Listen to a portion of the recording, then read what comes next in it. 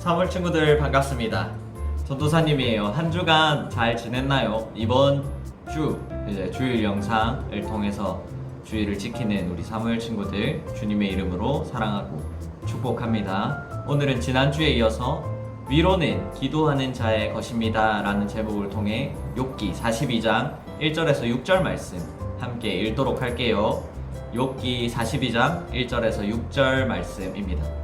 이제 성경책이 있는 친구들은 성경책을 찾고 없는 친구들은 자막을 보면서 함께 읽도록 할게요. 자, 읽도록 합시다. 시작. 욥이 여호와께 대답하여 이르되 주께서는 못하실 일이 없사오며 무슨 계획이든지 못 이루실 것이 없는 줄 아오니 무지한 말로 이치를 가리는 자가 누구니이까. 나는 깨닫지도 못한 일을 말하였고 스스로 알 수도 없고 헤아리기도 어려운 일을 말하였나이다.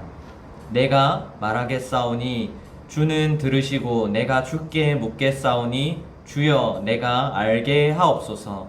내가 주께 대하여 귀로 듣기만 하였사오나 이제는 눈으로 주를 배움나이다. 그러므로 내가 스스로 거두어 드리고 티끌과 제 가운데에서 회개하나이다. 아멘. 오늘도 하나님의 말씀을 통해서 은혜 누리는 귀한 시간 되도록 합시다. 자, 3월 친구들이 이 주일 말씀 영상을 보는 시점에서 어제가 입추라고 합니다. 입추는 가을에 들어가는 날 혹은 벼가 자라는 소리가 들리는 시기라고 하는데요. 그런 말에 무색할 정도로 날씨가 여름의 절정을 달리고 있는 듯 합니다. 무지하게 더웠던 한 주인데 이런 더운 날씨에는 사람들이 쉽게 예민해지고 짜증도 나고 화도 많이 냅니다. 그죠? 도로에 달리는 차만 봐도 쉽게 이제 짜증이 나면 빵빵 크락션 울리고, 누굴 기다리거나 지나갈 때 버스에서 사람과 사람의 살결만 닿아도 화가 욱 올라오는 그런 날씨인 것 같아요. 하지만 이런 날씨에서 오는 짜증과 예민 그리고 화는 지난주에 우리가 들었던 욥의 고난과는 비교할 수 없습니다. 욥은 자녀들이 죽고 그동안 쌓았던 재산들을 다 잃고 아내조차도 하나님을 네가 욕하고 그냥 나가 죽어라 라고 하면서 떠나갔죠. 그리고 욥의 베프였던 세 친구들은 먼 곳에서 욥을 위로한다고 왔지만 정작 그들이 와서는 위로가 아닌 네가 잘못해서 그렇잖아, 네가 잘못 살아서 그렇잖아, 네가 죄지어서 그런 거 아니야, 하나님 앞에 회개하고 제발 똑바로 살아라 라면서 정죄하였어요. 이 모든 게 사탄의 계획이었죠. 하나님께서는 분명 욥을 1장에서 욥만큼 정직하고 온전하며 하나님을 경외하고 악에서 떠난 자가 없다고 하였는데 이 웬걸 욥에게 이런 까닭 모를 고난과 아픔이 닥쳤습니다. 이 상황에서 욥은 얼마나 답답했을까요? 마음이 얼마나 깝깝했을까요? 이제 뭔가 이 일어난 일의 이유라도, 왜 이런 일이 일어났습니까? 라는 이유만 알아도 조금 그나마 이 답답함이 가실 텐데, 이 이유를 알면 이제 친구들이 정죄하는 말처럼 이제 하나님 내가 이러이러해서 잘못했습니다, 용서해 주세요 라고 회개할 텐데, 그걸 알 수도 없고 정작 욥은 죄를 짓지도 않았고 그렇다고 해서 일이 풀어지거나 이렇게 뭔가 회복될 기미는 보이지도 않고 자신의 몸까지 계속해서 아파 오니까 참 이제 속된 말로 미치고 팔짝 뛸 노릇인 거예요. 3월 친구들은 만약에 이러한 상황에 처해 있다면 어떻게 할 건가요? 무엇을 할 수 있을까요? 만약 이제 집에 좋지 않은 일이 일어났어요. 부모님이 이제 거실에서 크게 싸우거나 혹은 부모님이 아파서 힘들어하고 계실 때 우리는 무엇을 할 수 있을까요? 그 상황을 지켜보거나 혹은 이제 그 상황이 지나갈 때까지 방에 숨어서 빨리 그냥 지나갔으면 좋겠다, 혹은 그런 꼴 보기 싫으니까 이 상황을 피해서 친구들 만나러 가거나 그렇게 하고 있진 않을까요? 욥은 자신이 처한 상황 속에서 해야 할 것을 분명히 알고 있었습니다. 그 하나, 바로 하나님께 기도하는 것입니다.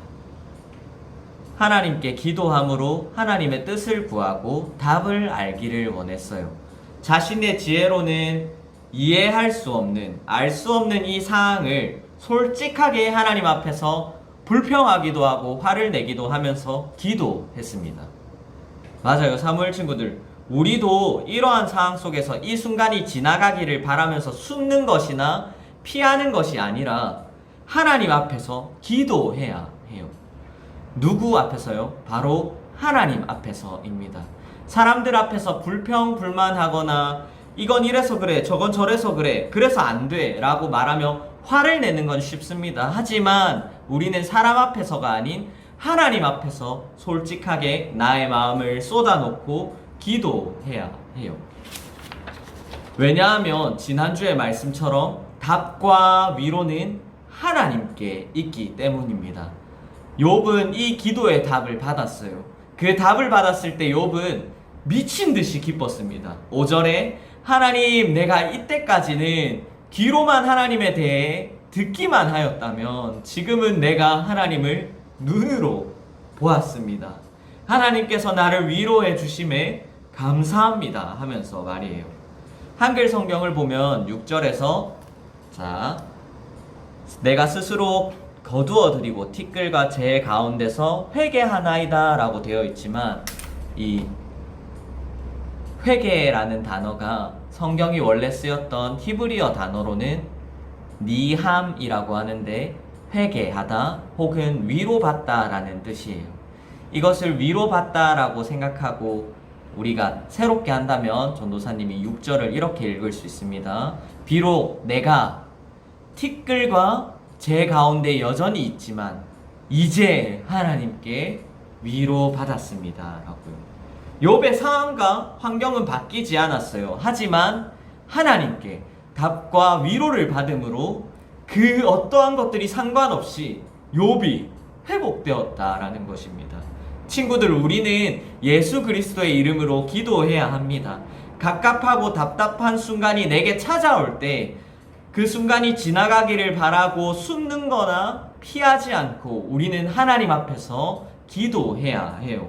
그리고 하나님께서 그 기도에 답을 주실 때, 그 기도에 응답하실 때 귀로만 듣던 하나님이 아니라 우리가 하나님을 직접 눈으로 보게 될 것입니다. 기도의 응답은 이처럼 우리의 믿음을 성장시키는 거예요.